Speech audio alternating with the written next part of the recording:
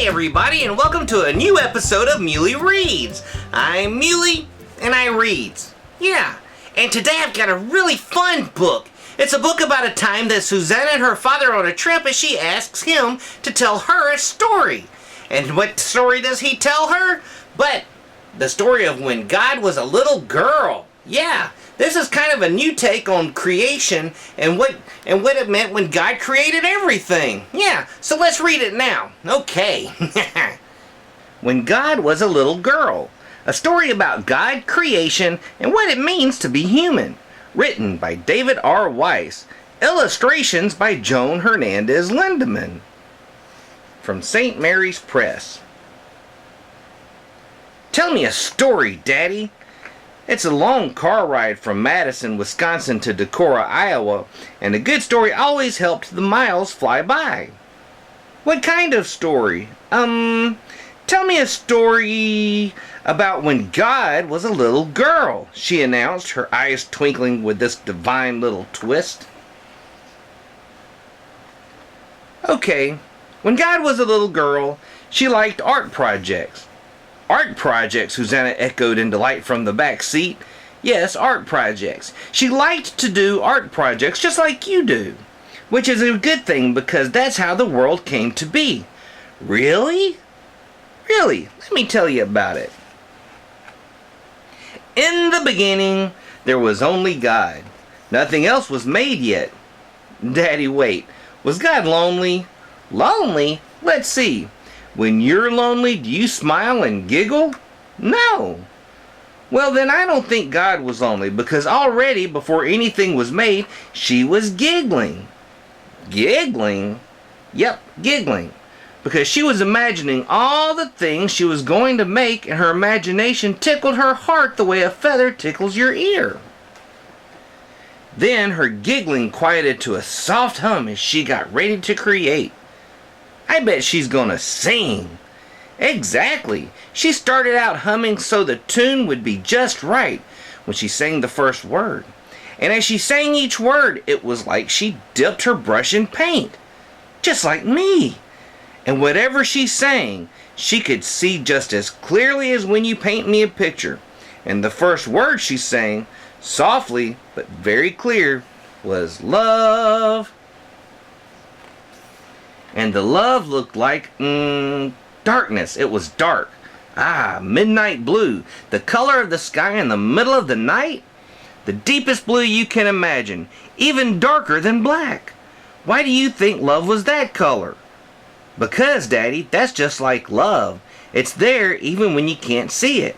Love always finds you in the darkness, and when it holds you close, you know you're home.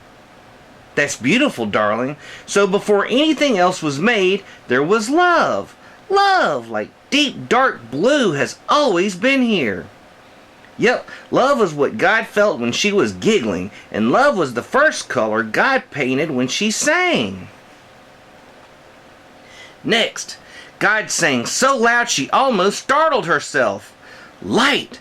And bright yellow and white went splashing everywhere, like sunshine rushing through the windshield, so bright you could hardly see. So bright that even God had to squint. So she took a bunch of the light, rolled it into a ball, and threw it into the sky, singing, sun. Then she took another bunch of light and made another ball, and when she tossed this one into the sky, she sang its name like the sound of a lullaby. Moon. And then, Susanna, God got the glue. The glue? Yes, and the glitter. Because after the two big balls of light, mostly all that was left were little bits of shining light here and there. So God squeezed out some glue onto her paper. Except her paper was the sky. And she tossed the glitter bits up until they stuck in twinkling patterns all across the sky. Stars! Yes, and that's just how she sounded when she sang their name to them. Stars. God sang lots of words for a long time. She sang earth and cold grays and warm browns and hot reds, painted rocks and dirt and sand. Oh, and God sang water. And she laughed out loud because all kinds of blue were splashing around, making big and small puddles everywhere. Then God sang green. And the earth and water and sun and love, they all danced together while God sang. And the green was like the sunflower seeds and bean seeds you helped me plant in the garden. God grew grass and bushes and trees and flowers of every color. God grew a great big garden just like we do. Just like we do. It was a very pretty picture God painted, don't you think? Yes. What do you suppose she did next? I don't know. Yes, you do. What do you do when you make pictures? I give them to you. And that's just what God did. God made someone to share the picture with. Someone who could giggle next to God about how pretty everything was. Who? Us. God took some earth and made us. She found the softest, nicest smelling earth.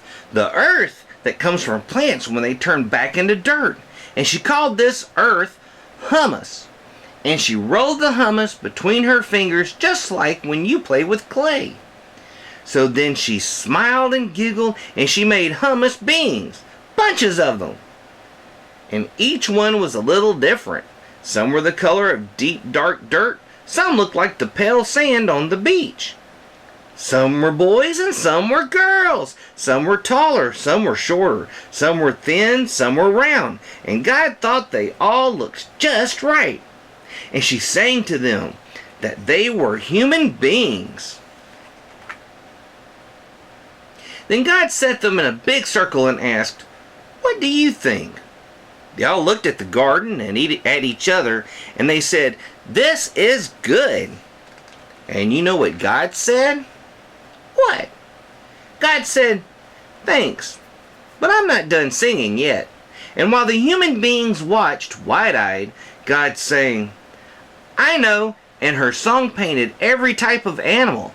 Then she said with a big grin, "You can't have a party without lots of company."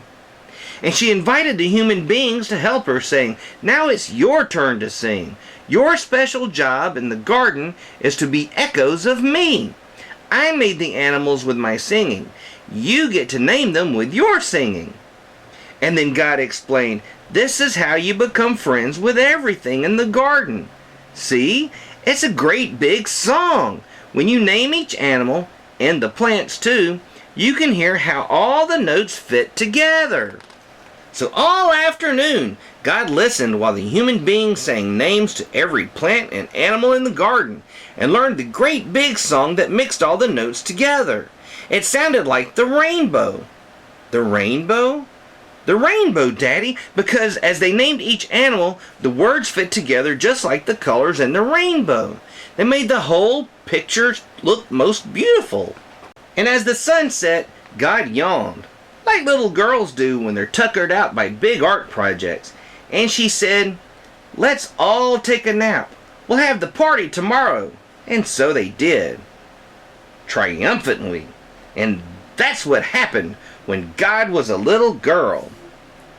Daddy, did it really happen like that? Sure it did.